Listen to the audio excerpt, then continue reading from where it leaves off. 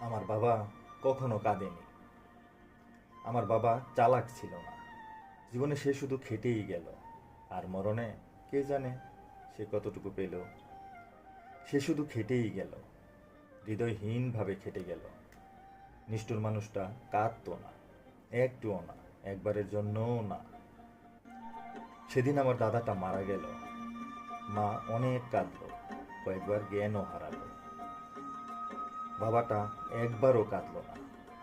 সকলে তার দিকে চেয়ে রইল, তবুও নিষ্ঠুর মানুষটা একবারও কাঁদল না।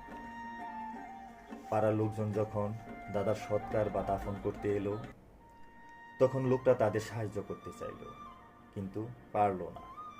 সে হাতে কোনো শক্তিই পাচ্ছিল না।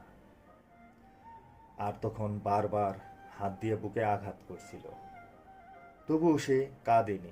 নিষ্ঠুর মানুষটা একবারও কাঁদেনি। দাদাকে যখন কবরে নেওয়া হলো দাফন করার জন্য, তখনও কাঁদেনি, শুধু অপলক চেয়ে রইল আর জোরে জোরে বুক চাপড়াতে থাকলো।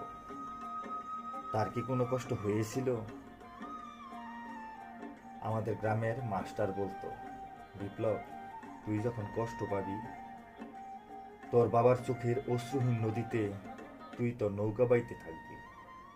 দেখবি তোর যন্ত্রণাটা একদম তুচ্ছ মনে হবে। আমিও শালা আজকাল আর কাঁদি না, কেবল বুকটা চাপড়ে দেই।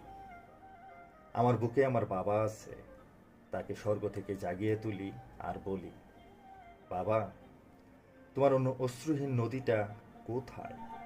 আমাকে দাও, একটু দাঁড় বেয়ে ভাসতে থাকি।